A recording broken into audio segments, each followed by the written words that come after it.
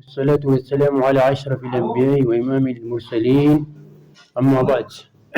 Muhammad, peace be upon him, immunity to mankind. Muhammadin nagaya firman isarratti haa jiraatu rahmata dhala namaatiif ergame. Outlining barnoota keenya kanarraan cinaa introduction fi the messenger of the mercy ergama rahmata equality walqixxummaa kindness arjummaa for animals bineensotaaf for environment naannoof isa message ergaa isaa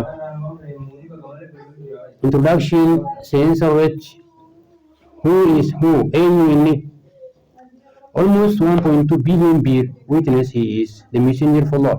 Namoonni addunyaa keenyaa biliyoona takka tuqaa lama oliitu ergama rabbii ta'uusaa ragaa bahe. Namoota biliyoona takkaa fi miiliyoona 126 fi 325 addunyaarra jiran ergama rabbii ta'uusaa ragaa bahan. Muhammad salawaatu rabbii wasalaamu ergama rabbii kan xumuraa dhala namaa rahmataan akka ergame ta'uusaa.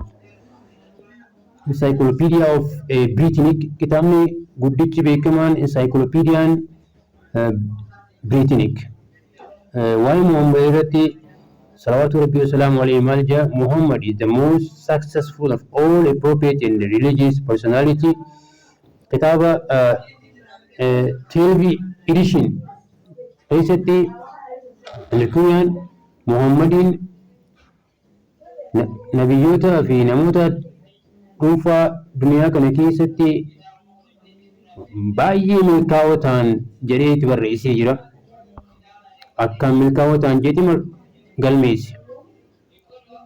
A mass of editor in the early sources show that he was an honest and upright man who had gained the respect and loyalty of others who were like wise, honest and upright men.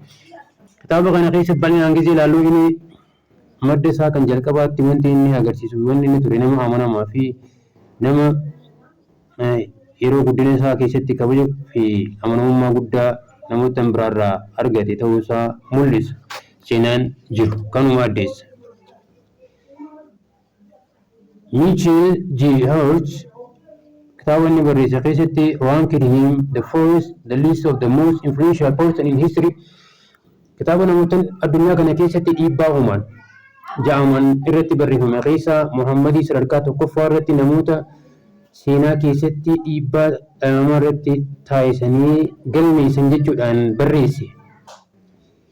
Kanaaf my choice of Muhammad is to lead the list of the world's most influential person may surprise some reader, may be questioned by others, but he was only a man in history who was supreme, successful on the base, legacy and secular level. Filannoon koo Muhammad sallallahu alaihi wasallam kan duursaa godheef akka addunyaatti namoota dhiibbaa guddaa taasisuudhaan dubbisoota hedduu harkisanii fi namoota hedduuf gaafii ta'an. Garuu wanti kana ta'eef inni nama seenaa keessatti milkaa'ina olaanaa gama amantaatii fi gama roga biraatiinis argamsiise waan ta'eef.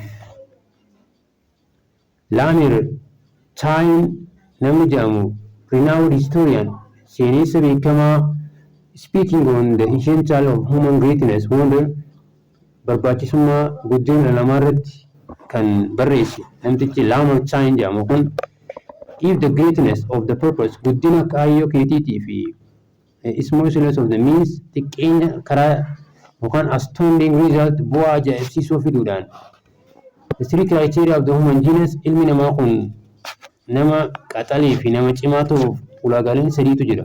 Isaan keessaa tokko kan inni namootaan wal cinaa qabee guddina isaa mul'isuuf seenaa ammayyaa keessatti Muhammadiin caalmiyaa ittiin fide.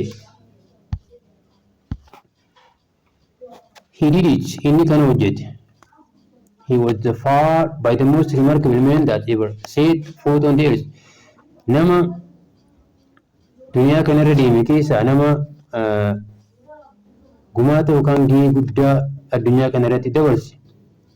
He preached the religions amantaa lallabee amantaa barsiisee founding state mootummaa ijaaree building nation saba ijaaree laid down a moral code amalaa fi duudha aadaa gadi dhaabee hundeesse. Initiating a numerous social and political reform jijjiirama hedduu hawaasummaa fi siyaasaanis galmeesse. He established a powerful and dynamic society to practice and present his teaching and completely revolutionize the world of the humans so and the people for all times to came. Akkasuma ammas gadi dhaabee guddinaa fi jijjiirama hawaasummaa keessatti kan qabatama hojii irratti dhufe barsiisa mul'isee guutumaa guutuutti warraaqsa addunyaa kana keessatti dhala namaa irratti kan yaadaatii fi kan amalaa nama yeroo hundaa fidateetti argame. His mission is impossible. Ergamni isaa hin danda'amu dhaabsisuudhaaf. He was born in Arabians in year inni kan dhalate biyya Arabiyaa bara 570tti. He started his mission ergama isaa kan eegale preaching of the religion of truth amantaa dhugaa lallabuu gaafa jalqabu. Fi Islam submission to one God waaqa tokkoof yookaan rabbii tokkoof harka of kennanii waaqa tokko bichaa gabbaruu irratti waamaa ture yeroo umriin isaa waggaa 40 ga'utti departing from his world duniyaa tanarraa iffooyee kophatti bahee at the age of 16 garuu duuti isaa gaafa waggaa 63tti addunyaa kanarraa deeman. During this short period waggoota 23 gabaabduu kana keessatti nabiyyummaa fi jijjiirama biyya peninsulaa Arabaa jedhamtu guutuu guutuu jijjiiree. Submission was impossible from a paganism idolatry to submission to the one true God. Namoota waaqa hedduu gabbaruu fi mushrikoota fuudhee gara waaqa tokko gabbaruutti gara rabbii tokko kan dhugaa ta'e gabbaruutti geesse. From a tribal Korean war to national solidarity and cohesion. Namoota sabaa fi gosaan wal qoodee wal waraansa cimaa keessa turu gara tokkummaa utubaa qabdu tokkummaa jabduutti fi ceesise. From a drunkenness and a debauchery to sobriety and piety. Namoota machaa'uu fi aadaa dhabnummaa gama ummata cichoomina qabuu fi gama ummata sodaa rabbii qabuutti jijjiire. From lawless to anarchy to disciplined living. Ummata seer dhabummaan jiraatu fi ummata abbaa hirrummaa gama jireenya naamusa qabuutti fi gama seerummaatti jijjiire ummata. From youth of a bankruptcy to highest standard of moral excellence. Ummata isaan keessatti hannaa fi badiin daangaa dabarte gara amalaa fi akhlaaqa olaanaatti ceesise. Human history was never known such a complete transformation of society or place before since. Seenaan dhala namaa hin beekne takka nama jijjiirama guututti fide hawaasaaf kan akka isa duraa fi laanga irraatti illee. Kanaaf imagine all this and believable wonders just over to decade. Jijjiiramni illee kun kan argame waan waggoota 20 caalle keessatti. Yes, this was done by the Prophet Muhammad sallallahu kan danda'ameen kan hojjetameen nabii keenya Muhammad salawaatu rabbii wasalaamu alayhi.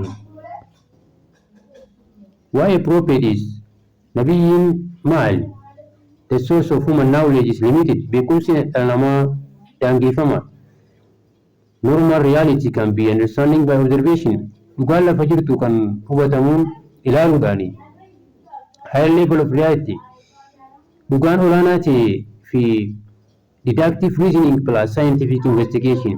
Ragaa bu'aa lafa jiruu fi ragaa saayinsawaa qorannoo saayinsawaatiin argamuu danda'a. Ultimate reality especially waa'ee gaafii jettu dhugaa science plus philosophy can be speculated. Saayinsii fi filosoofiin jirus hin dubbatama. No other source accepting divine guidance kanneen bira hin jiran yoonii fi qajeelfama karaa nabiyootaatiin nama itti dhufu yoo taate malee. God did not leave us accepting the guidance. Rabbiin ilma namaa hin dhiisu qajeeloo itti fidu malee. From first man to till the last. Nabiyyi jalqabaa irraa hanga dhumaatti. The mission of the prophet. Mul'anni nabiyyiidhaa maali? To lay down siif himuudhaaf framework of the belief aqiidaa ilaalcha yaada dhugaa si kaa'uu the mode of worshipping akkaataa itti rabbii kee gabbartu si barsiisu moral code aadaa fi duudha sirrii seera sirrii si qabsiisuu fi rule of culture and civilization seera aadaatii fi qaroominaa si bu'uureessuu fi in fact to prescribe all system of thought and the action of a deen akkasumatti dirqamoota sirna jireenya yaadaatii fi kan gochaas kan diinii roga hundaa si taraa'ee si ibsee si qabsiisudha. Mission of the prophet read the book to the people kitaaba ummatootaaf ibsudha. Ummata barsiisudha. Provide them isaan qulqulleessuudha. Ilaalchi isaaniitii fi gochi isaanis qulqulluu ta'e isaan barsiisuudhaan. Teach the book and the wisdom Quraanaa fi hadiisa isaan barsiisu be practical model fakkeenya qabatamaa ta'uu fi the train individual nama dhuunfaa leenjisuu fi society hawaasa leenjisuu to establishing Islamic system of life jireenya sirna islaamummaa gadi dhaabuu keessatti the kingdom of the God on the earth mootummaa Allah subhanahu wa ta'ala lafarratti gad dhaabuudhaan. Not all the prophets succeed because of the prejudice and the intolerance of the people. Hundaa ol nabiyyoonni hundinuu milkaan sababa malaamaltummaatii fi sababa waldhabdeewwan garaagaraatiin Muhammad peace be upon him did succeed in establishing kingdom of the God dhugumatti inni immoo milkaa'eetti jira sirna jireenyaa waaqa gabbaruu bu'uureeffatu ijaaruudhaan. God conveyed his message to the man through the Muhammad into form. Rabbi subhanahu wa ta'ala ergaa namatti geessee jira karaa Muhammadiin bifa lamaan. Tokko bifa the Quran and the book bifa Quraanaatiin, lammaffaa bifa sunnaa bifa hadiisaatiin saying jechaan practical gochaan approval of the prophet practical diinuu. Kanaaf aqiidaan ilaalchi yaanni ideoloojiin nabiyyoota kan jireenyatti fide dhugaan rabbi gabbaruu fi rabbi fayyadamuu fi aqiidaanis tiyooriinis rabbi beeku. The requirement of the belief maaltu barbaachisa nabiyyummatti amanuuf beliifiin hin isatti amanuun akkam barbaachisa jennaan obey him all aspect of the life isa fayyadamuudha jireenya kee hunda keessatti. His sunnah is explanation of the Quran. Sunnaan ammoo Quraana ibsiti. Nobody can contradict his nam tokkolleenu ibsa san faalleessuu hin danda'u. No independent discussion in a matter of prescribed by the prophet. Kanaaf murtiin dhuunfaa taate kan dirqama godhamte nabiyyi qofaan hin jirtu. The servant of the God, position of the prophets. Bakki nabiyyoota maali nan tokko servant of the God ergamoota rabbiiti. Tajaajiltoota rabbiiti isaan. Makes the people to obey God. Wanni isaan hojjetan namni akka qaalii rabbii godhanii fi worshiping him. Akka rabbi gabbaran gochuu, akka rabbi waaqessan gochuu, akka isaan gabbaran gochuu dhorkuudha.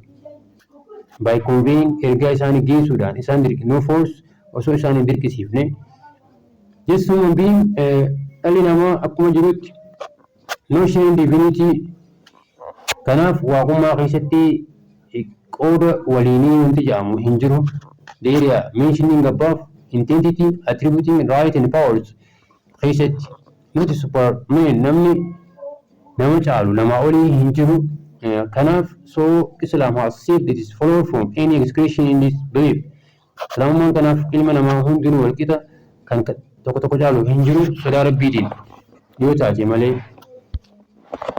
What a distinguished Muhammad, peace be upon him from others. Maaltu nabiyyi keenya nabiyyoota biraarraa adda godha. Tokkoffaa isa last prophet nabiyyi irraa xuuraatii fi kan irraa golobaatiin reviving the faith conveyed by all prophets. Amantaa nabiyyoonni isa dura lallabaa turan inni haaromsee ergaa fi golobbii irraa xumuraa kan nabiyyoota hundaati. Pure retransmitting through him ergaa qulqulluutu isaan dabarfamee nutti dhufe. Namni isheen jiraaftan ergamaan tokko isaan booda hin jiru. Book is preserved, kitaabni isaa quraanni isaa kun eegamaadha, jijjiiramuu hin danda'u. Sunnaa hadiisaa jira. Practice isaa waan inni hojjechaa turee fi waan inni jedhee fi waan inni mirkaneesse is recorded in detail bal'inaan kaafamanii jiran. For instruction ayajaa fi who follow Muhammad Malik nabiyyi kan hordofne jennaan for instruction ajaja isaatiif return to Muhammad peace be upon him not because of prejudice but because wanti nuti isa galaanuuf inni ergamaa xumuraati last guidance qajeelfama rumaanuuf kennee jira the word of God jecha rabbii bifa impure divine and living language bifa qulqulluu ta'ee fi nutti himeeti jira historical record dhiyeessuun is preserved kitaabonni isaa hundinuu eegamaadha. The Quran is conformist. Quran ammoo mission is ergaansaa kan dhuunfaa yookaan kan saba tokkoo kan ganna tokkooti miti ergaansaa kan waliigalaati. The Quran conformist. Quran immoo kana mirkaneesseeti jira. Logical consequencing of a finality ragaa bu'aa qabatamaa irratti hundaa'eeti. Complete code seera guutuu kan supporting finality guutuutti xumura isaa deeggaree jiru. No man in the last namni waggaa 1400 isa fakkaate hin jiru. Encyclopedia Britain keessatti Muhammadiin namoota milkaa'oo fi nabiyyoota milkaa'oo nama dhuunfaa ta'uu irra caalaa barreessee seenaan diinaallee waan kana ragaa bahaniitu jira. The appearance Muhammad was height a little above the average. Muhammad mul'inni isaa yeroo dheeraa giddugaleessaati. He was a fair complexion and altogether very handsome. Nama baay'ee bareedaa ture. He did not speak unnecessarily and what he said he was always to the point without any padding. Wanti inni dubbatu waan hin barbaachifnee fi waan fokkotaa hin dubbatu waan sirrii kallattii dhaan dubbata. Osoonii fi gamanaa fi gamana hin goone. At times he would make his meaning clear by slowly repeating what he said. Yeroo isaa gaafa jirutti inni waan ibsu sirriitti gadi bu'ee ibsa suuta irra deebi'ee ibsaa jechuudha. His laugh was mostly smile. Kolfi isaalleen seeqachaatuma ture. He kept his feeling under film of the control. Emotion isaallee iftoochaa ture. Uffanni isaa his dress generally consisting short. Uffanni inni uffatu shortii uffata length trousers a sheet thrown on rounding of the shoulder and a turbans is a blanket and had several patch. He had very few spare clothes but he kept them spotlessly and clean. Once he required a person in dirty clothes whether he had any income. Upon getting reply in affirmative, he observing when Allah is pleased, uses a beauty, your appearance should be reflected. House in a bonus. His house was a built hut with wall of the unbaked ply and attached roof of the palm leaf covered by a camel skin containing a rope cord, pillow shove with a palm leaf, the skin of the animal, spreading on the floor of water, a bag of letters and some weapons. These were all his heirs' belongings beside a camel, horse, and ass, some land which he had been located in the latter part of his life. Mahatma Gandhi says in young India, Mahatma Gandhi ichi beekama biyya Indiyaa maal jee ani wanti hin barbaadu beekuudhaaf caalmeetti nama irra kan qabe kan undisputed sway over the heart of the billion of the mankind kan qalbii namoota miiliyoonota lakkaa'aman booji'ee kan namoota hedduu amansiisee ture osoonii fi seefiin hin tahin qalbii isaanii injifate islaamummaadhaan ilaanga jireenya isaa keessatti kan akka Muhammadii hin agarree jedhe. Mahatma Gaandiin dhugumatti kun ragaa jabaa fi ragaalaa haala hubatama qabuun haala salphaadhaan kan dubbatee agarsiise nabiyyoota karaa wa'ada isaaniitiin guutuu fi akkasuma ammas sodaa rabbiitiin fi akkasuma ammas dhugumatti rabbii isaanii irratti hirkachuu fi mul'ata isaanii galmaan ga'uu irratti kan akka Muhammadii hin agarre jaan.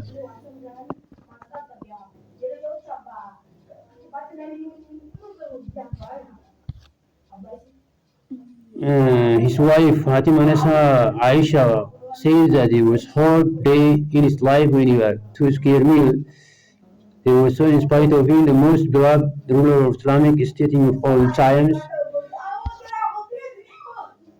For his family, he had declared a lawful for himself, his family, anything given by the people by zakat, obligated donation of 2.5 saving or sadaqah. Ammas isarratti maatii isaarratti sadaqaa nyaachuun haraami dhorkaadha. Reginald Bosworth Smith namtichi kun qeesa fi pooppee keessaa tokko garuu pooppeen beekamaan kun without a pope's pretension a Caesar without religion of the Caesar without standing out without a bodyguard without a palace without fixed revenue. If ever any man had the right to say that he is ruled by the right divine, yooni fi dhugaan namni lafa kanarra jiraate kan seera sirrii kan seera waaqaatiin bulche Muhammad qofa jedheetii dubbate. Osoon fi meeshaa fi deeggartoota humnaan hin qabatin namni dhugaadhaan booji'e Muhammad qofa jedhee dubbate gurbaan kun. Extremely humble nama akkaan of gadi qabu.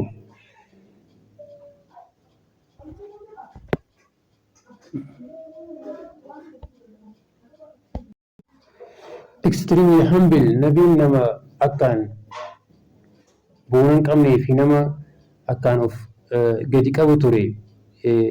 Haa ta'u iyyuu malee mootii guddaa biyya Arabiyaatii fi akkasuma ergamaa Rabbii kan irraa xumuraatii fi caalaa ergamoota haa ta'u waliin takka qilleensi never assuming an air of superiority takka qilleensi olaantummaa qalbii isaatti hin seenne due to inviting people that be the slave namoota afeeree garboota waliin fi garboota isa tajaajilaa turan walii fi the poorest believer warreen muumintoota miskiina ta'anillee waameetii partake with him his second meal nyaata isaa waliin nyaachaati ture. Nama akkaan nama jaalatuu fi miskiinaa fi garboota illee waliin nyaata nyaachaa ture. It is not like people to get up for him. Innillee hin jaalatu ture namni akka isaaf ol ka'uu fi isa guddisullee nama jaalatu miti used to say let him who likes the people to stand him on his honor he should take a place in namni barbaade ana guddisuu ka'ee dhaabbatee jennaan haa beekatu inni akka bootaa ibidda shaa namirraa hagana nabiin rabbii salawaatu rabbii wasalaamu alayhi of gadi qabaa turan. Manatti maal fakkaata jennaan nabi rabbii his wife Aishaan haati warra isaa radiyallahu anhaa akkana jette inni yeroo hundaa'uu mana keessatti kan hojiin waliin hojjetuu fi kan mana keessatti he would at times mend his clothes uffata isaallee kan tolfatuu fi kophee isaallee kan sirreeffatuu fi manallee sweeping the floor mana keessallee kan qulqulleessuu fi he would milk nama mana keessatti illee aannan illee qopheessuuf teacher and feed his animal bineelda manaallee kan nyaachisu ture. household shopping hojiiwwan mana kana isaa kan hojjetu ture. Spending time namni akkami yeroo isaa dabarsaa ture according to the demand akkuma yeroon barbaadutti tokko offering worshiping to Allah yeroo rabbiin bicha ittiin gabbaraa turetu jira. San gubbaan ammoo public affair yeroo dhimma uummataa bal'aa hojjetu jira. Personal matters yeroo dhimma dhuunfaa isaa hojjetu jira. Spending time akkaataa inni yeroo isaa ittiin dabarsu keessaa tokko all his activity were full of supplication and prayer. Gochawwan isaa hundinuu guutuu kadhaatii fi sagadaati. His love jaalala isaatii fi devotion of kennuu isaatii fi deduction is murteewwan isaa transparent ifa galaa fi all this supplication not just 5 prayers salaata shanan qofa osoo hin taane kan biraas qaba jechuudha. The full of a 30-page book they just the prayer history to recite. Peejii 300 ol salaata keessatti nama qara'aa ture. Kadhannaan isaa ibaadaan isaa miraculous aspect kan ajaa'ibaati tokko establish gadi dhaabuu fi hundeessuu hariiroo correct relationship with God hariiroo gaarii rabbii isaa waliin qabaachuu maintain it kana eegu the meaning of the Muslims throughout the century musliimoonni miiliyoonaan lakkaa'amu kan jaarraa hedduu keessa dabaran dhugumatti ilaanga irraatti kana gochaatu jiru qara'aatti jiru. Of course haa ta'u iyyuu malee they want to follow him or speaking of karaa hundaanis hordofuuf maqaan uffannaa fi areedaa fi lifing style jireenyaatiin. Don't forget that he was not a just spiritual guide akka hin irraanfanne ammoo inni nama qajeelchaa hafuuraa yookaan qajeelchaa imaanaa qofa osoo hin taane qajeelchaa he was a leader in all aspects of life jiruu karaa roga hundaanuu qajeelchaadha ture. Lamartine namti jedhamu kun filoosofara orator barreessaa dubbachaa apostle and the legislator abbaa seeraati warlord and the conqueror of idea and the restorer of national dogma a cult without image the founder of 20 regional empire and one of spiritual empire that is a Muhammad. Inni Lamartine kun nabiin filoosofara dubbataadha nabiyyiidha abbaa seeraati hoggona waraanaati injifataa yaadaati nama yaada biyyoolessaa qabu ture nama osoo fakkiin takka hin qabaatinitti akkasuma ammas nama hundeessaa impaayera 20 kan addunyaa kana guutuutii fi akkasuma nama guddaa impaayera hafuura imaanaa kan hundeesse inni Muhammadii jije.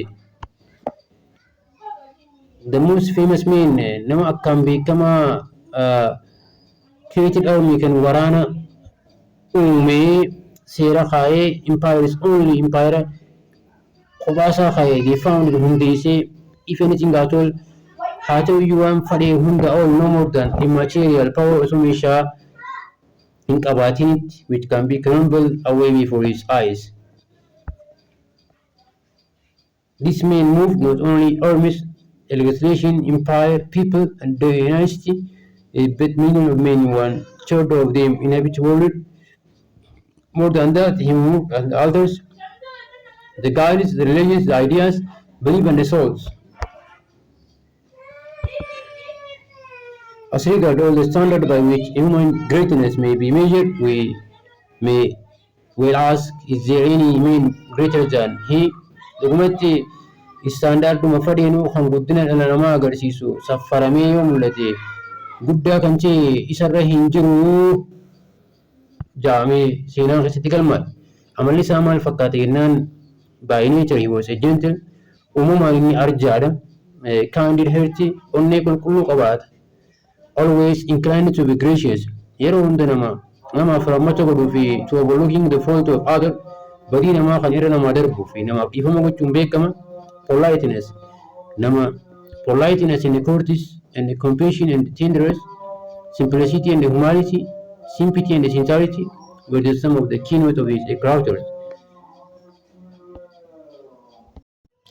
His character amaloonni nabii keenya salawaatu rabbii wasalaamu alayhi himumaan nama arjaadha ture, nama qalbii gaarii qabu ture, akkasuma kan namaaf rahmata godhu turee fi kan barii namaaf irra namaa darbu ture, kan safuu fi qaanii beekuu fi qabu ture, gara laafaadha ture.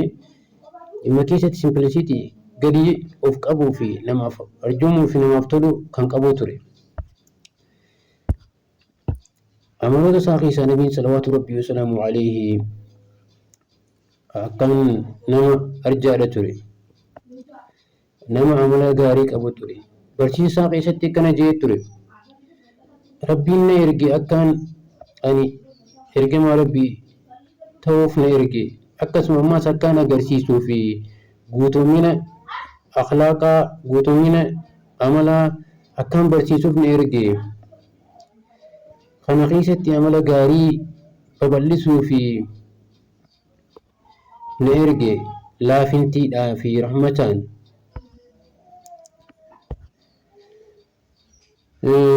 Nabiin yeroon fi barsiisa isaa keessatti barsiisullee yeroo khutbaa godhullee yoo namni addaan isa kutallee hin aaru ture.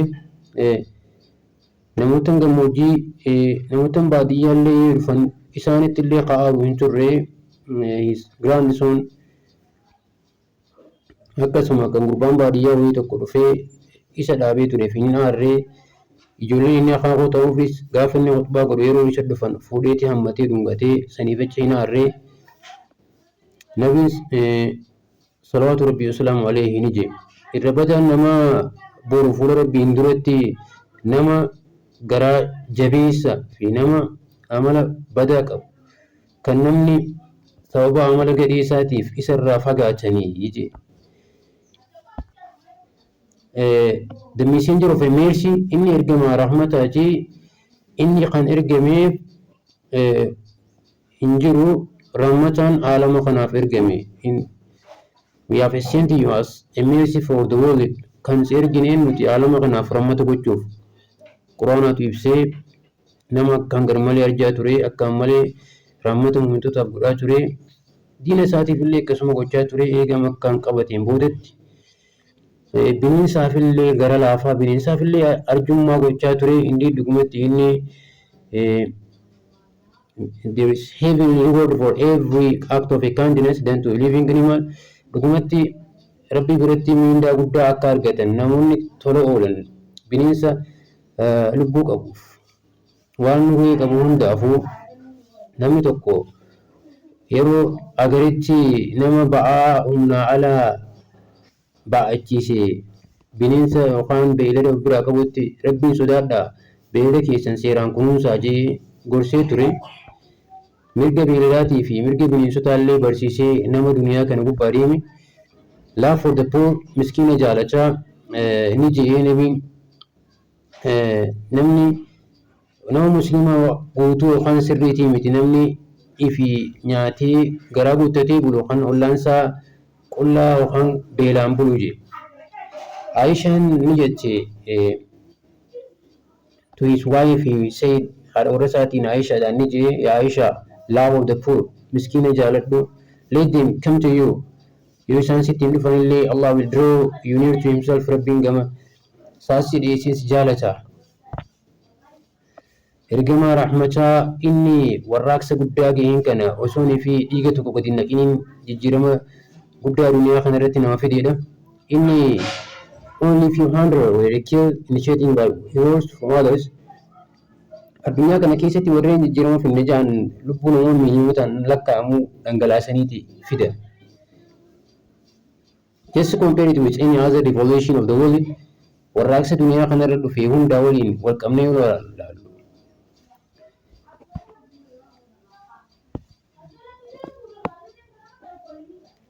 George Bernard Shaw namtichi jedhamu ani niin qoodhe qoonnaa gaggeesseetiin namoota ajaa'ibsiisoo fi namoota akka yaada in my opinion far from being an anti-Christ, inni akka yaada kiyyaatti nama fagoo hin turre whether anti-Christ he was must be called a savior of the humanity. إني نما سني نما balleessu osoo hin taane nama ilmaan namaa baraaree ilmaan namaa kan baraare yoo jenne isaa jedhe. His life in the Taif mee jiruu isaa gabaabinaa yoo ilaalle booni makka keessa dhalate meerid kadiyyaa fuudhe radiyallahu anhu kadiyyaa wiidoo kan taate waggaa 40tti inni yeroo umriin isaa 25 kadiyyaa fuudhee isii waliin hanga isiin duututti isii waliin jiraate nabiyyummaa yeroo umriin isaa waggaa 40 ga'u argatee spreading the message ergaa isaa babal'isaa ture. Faalleessuun isaa warri opposition isaa makkaa keessaa itti ka'an turan dura dhaabbachaas turan.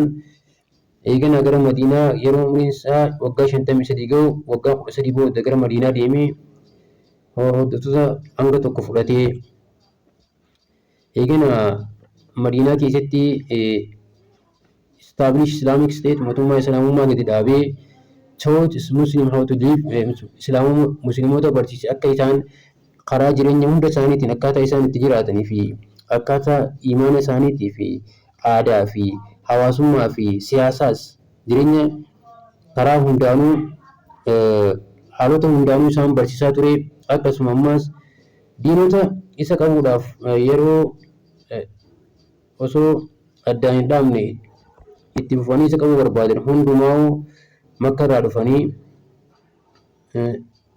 eegana ammoo injifannoo irratti argatee waggoota kurnan keessatti injifatee biyyoota arabaa hunda muslimummaa jalatti galchee waggaa 63tti addunyaa kanarraa du'aan boqotan. The message of Muhammad ergaan Nabi Muhammad sallallahu alaihi wasallam maali? Basic definition fakkeenyaaf islaamummaa jechuun maali? Islaamummaa jechuun peaceful, nagaya, willing submission to Allah, fedhii ta'e nagayaan karaa nagayaatiin rabbiif kennuu rabbiif butamuudha. Islam is not religion of alone. Islaamummaan amantaa qofaa miti. It is a code. Isiin code in the way of life. Akkaataa karaa jireenyaati. Diin isiin it composing all sphere of life. Haalota jireenyaa fi hunda kan of keessatti hammattee qabdu. Religion guiding area of amantaa si qajeelchitu ibaadaat worshipping only ibaadaa keessattii fi akkasumas whereas a deen of all a guiding sphere of ibaadaa gosawwan ibaadaa qofa si qajeelchitu karaa hundaanuu si qajeelchite. Basic definition: Muslim is one who submit himself to God willfully and peacefully. Muslim jechuun nama of kenne lubbuusaa fedhiisaa rabbii fi karaa nagayaatiin. Muslim belief aqiidaan ilaalchi muslimaa maal jaa? There is no God excepting the one true God. Rabbiin hin jiru hedduun rabbiin subhanahu wa ta'ala tokko qofa kan dhugaan gabbaru jaa. Muhammad is a messenger. Muhammad ergamaa rabbii fi garbicha rabbii peace be upon him jaa. Adam not Muhammad peace be upon him who was the first on namni jalqaba muslima ture eenyu? Aadami, Muhammadii miti. Islam is not a new religion. Islaamummaan amantaa haaree Muhammadiin dhuftee miti. It's religion of the given by the God. Isin amantaa rabbiin kennamte nabii to the God by the first man and it's the same for the last one too for everyone in between. Islaamummaan amantaa haaree miti. Amantaa jalqaba nabii kennamte nama jalqaba abbaa keenya Aadamii fi akkasumas ilanga xumura nama addunyaa kanarraa deemanitti. Muhammad peace be upon him is not the founder of Islam. Muhammadiin ilaalcha dogongorarraa nama amantaa kana hundeessee miti. Amantaa kananii he came with a last edition of Islam. Islaamummaarraa kutaa xumuraatii fi golabbiitiin dhufe. Muslim are not a Muhammadans. Musliimoonni nama Muhammad hin gabbaran. Muslim do not worship Muhammad. Musliimoonni Muhammad hin gabbaran. Salawaatu rabbii wa salaamu alayhi.